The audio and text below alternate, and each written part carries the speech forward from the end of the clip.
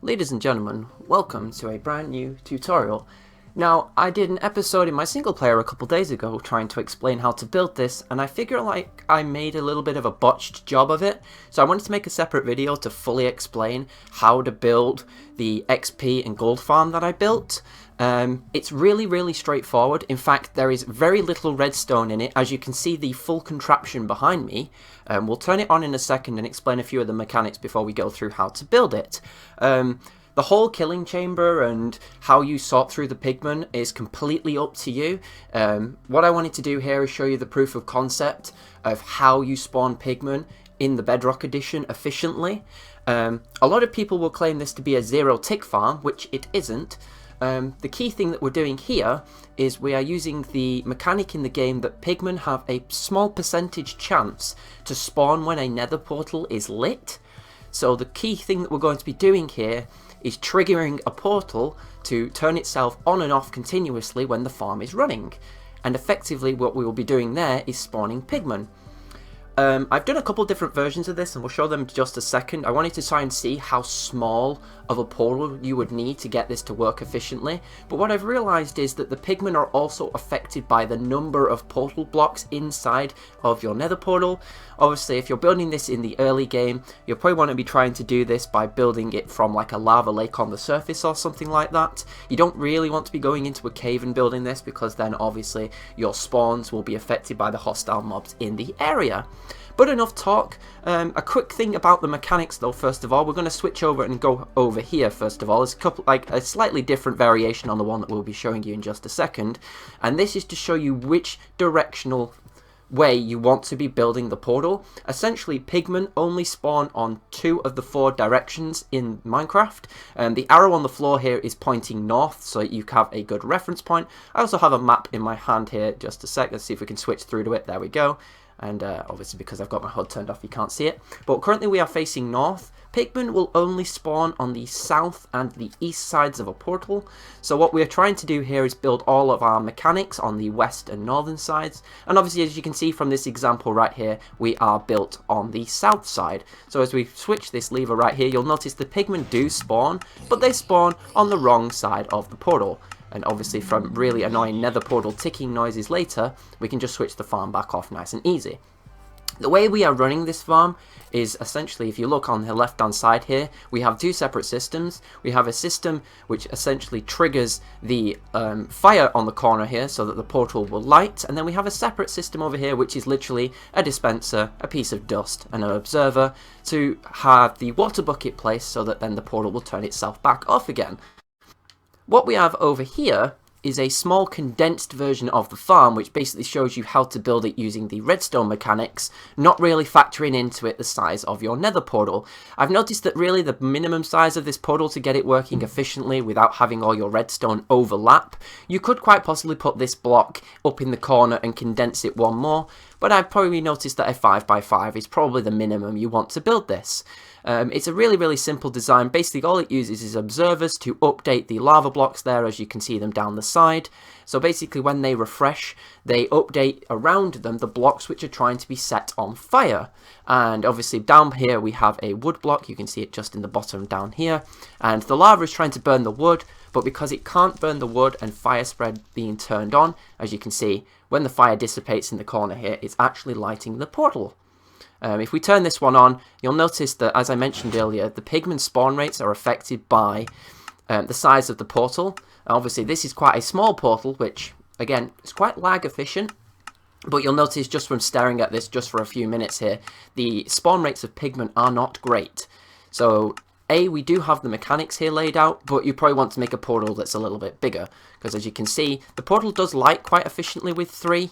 But we're not getting the pigmen spawn rates because of the fact that there is not enough spawning space for them.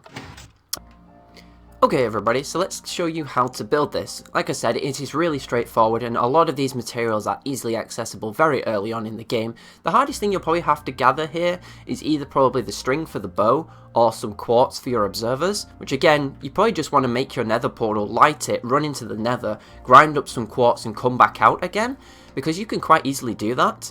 So the first thing you're going to want to do is determine how big of a portal you want to make. So in our case right here, I'm just going to knock it off the ground by a couple blocks, so let's just bring it there and start in the corner. So again, you probably want to be more efficient with this by building the biggest portal ever, that you can make. So for that, what we're going to do is I'm just going to build the biggest portal, and then we'll be right back. Again, it's depending on how much obsidian you can afford at the time, but I would always recommend the more portal space you have, the more spawning space you're going to get for the pigmen. Okay, so we have ourselves a 23 by 23 obsidian nether portal. This is the biggest portal that you can build, so obviously it's going to be the most efficient. But if you're going to build these in sort of your base area, I'd probably build these somewhere away from where you're working, because they're not exactly the prettiest things to look at, and especially if you want to not listen to a dispenser ticking every time you've got this farm running. But nevertheless, the first thing we're going to install here is the on-off switch. It's really simple to do. It's quite literally just a sticky piston, 2 blocks off of the back here. One more there. Oop. One more there. Want to place it that direction, knock off the back one here. Just place a block on the front of it, a movable block of course. You don't really want to be using a furnace or something like that. And then just put a lever on the back like so. You could make this more complicated where you wire this up to somewhere if you've got it inside of a base or things like that. But what this is going to do is stop this farm from running whilst we are working on it. Aha! So the second thing that we're going to want to do, I'm just going to fly over here just a second and grab ourselves a dispenser, is we're going to do the off switch, which is very simply a dispenser. Hang on, let's do it this way. A dispenser this direction, so you want to place 2 blocks like so. Dispenser on the lower one, observer on the back one. The observer wants to face the other way. Let's just do it this way, like so, because the observer has to face into the portal. Really wish that I wouldn't knock off the block as I'm building this, but that is fine, like so. And then put a piece of dust on the back there. Then the last thing you want to do is go and search for yourself a water bucket and place the water bucket inside the portal. Aha! So we're going to just put that in there like so. This shouldn't trigger until this lever is released and our mechanism that we're going to be building in just a second is placed on the other side. Now, the lava mechanism does have to be placed against one of the pillars. The key thing here being is the fact that the lava is probably stacked up against the obsidian, so it means that we've got to place less temporary blocks around the outside of it. The reason I've been encasing it in glass is just so you can see what is going on. These blocks, as long as they're non-flammable, these are completely fine. But like I said, it's easier for everybody to see what they're building when the thing is see-through. Aha! So what we're going to just do here is grab ourselves some trapdoors, because these are the easiest things to work with, and we're going to grab ourselves some signs. We only actually have to build 3 lava pockets, so what we're going to do here is place 2 solid blocks like so, because this is going to have our observer chain on the back here, so we're going to set our observer clock to run in the corner here. You want to face 2 observers facing into each other, and you'll notice now you have an observer clock. All you got to do then is place 5 observers on top of each other like so, and that is pretty much it for the mechanism for the observers. All we really have to do now is just separate everything with signs, if my signs would disappear like that, and place 3 lava buckets between them. The last thing I really like to do is just place trapdoors down this section here.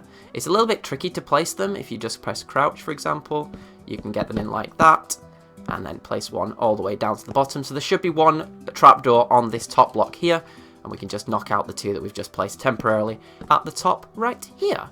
Just going to encase this in some glass. The key thing here is to ensure that the wood block down here has glass underneath it and on the 2 sides that we haven't put the solid block here. What this is going to do is prevent the fire from burning the wood block up before we have used it on the farm. We're just going to grab ourselves a lava bucket right here and fill this in as we fill it up with glass on the outside. I just notice in a second when I actually make it to the buckets. It's really, really slow to scroll down this thing. Aha, there we go. Let's place this like so. So as we go up here, all I'm going to do is just fill this in with lava, placing glass all the way up so you can see. Aha! So now all we got to do here is just fill the rest of this in with glass, and it's pretty much done. As you'll notice, our little mechanism here is already starting to light the portal, which is perfect. Key things that I would suggest is probably put blocks here and on top of the trapdoor and the lava, just so you don't fall in it and do anything silly. It also stops the pigmen from wandering in. They will sometimes spawn on the edge here and sit on the edge of the obsidian. I've noticed this a few times. Sometimes they spawn in the portal and not on the block next to it. We can quite easily test this now by just quite literally removing our lever from here, because this is how simple the farm is. And now you can see that the farm turns itself on and off. And we're going to get plenty of pigmen spawning. So as you notice, we already got 5 pigmen spawn, and we didn't really do too much effort. With a 23 by 23 portal, obviously the length of a water stream is 8 in length. You're probably going to need 3 streams, or you're just going to have to do a gradually decreasing stream to get rid of it. One overly simplified collection and killing chamber later, and the farm is all complete. All we've done down here is just had a water stream that will funnel the pigment into a 2x1 space. We are going to use the pigmen's AI to funnel them all into the front block. When you start hitting them, obviously they're going to aggro on you, which makes the back block nice for the filtering, but then obviously everything will run to the front anyway. We've just chucked a couple of hoppers under some carpet there so that it'll all flow into this chest. So that now when I run this for about 5 minutes, as you'll see in this quick tiny little time lapse, you'll be able to see how much the rates of this farm are. So let's flick the switch and let's head ourselves into a tiny little time lapse.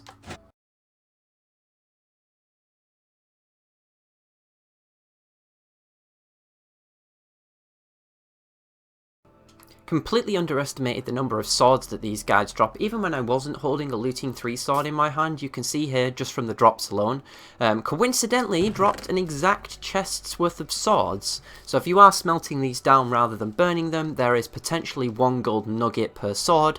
So obviously there is 54 nugget potential there already. And in this chest, as you can see here, we have 95 nuggets, just over 100's worth of zombie flesh, and 6 golden ingots. Obviously, your rates will be better if you are killing them using a looting sword, rather than just letting them die for themselves. But this was like less than 5 minutes worth of work, and obviously, the spawn rates will depend on the area that you are in as well. But yeah, about 1200 an hour. If you're factoring in this, it's about 150, so you're looking at maybe 2000 an hour or something like that. Obviously, adding your gold ingots into this as well will factor in the fact that that is effectively 9 nuggets per ingot. But yeah, it's the cheapest farm that I've seen for gold farms, and as you could see from the quick time lapse we just had, the pigmen spawn very regularly and consistently. So yeah, you can manipulate this in any way you want. You can clearly put multiple portals next to each other. You can off-sync them. So hopefully when this one burns, when this one is turned on, that one will be turned off, and they alternate so your pigmen are never trying to spawn in 2 locations at once. But obviously that requires a hell of a lot more obsidian. Just managed to bang the desk there as I was talking into the microphone, so that was well done me. But yeah, this is how to build it. Remember always to build these the right direction, because pigmen spawn only on the south and the east side. But thank you very much for watching, and I hope you've all enjoyed, and I guess I will see you all again in the next one. Bye bye.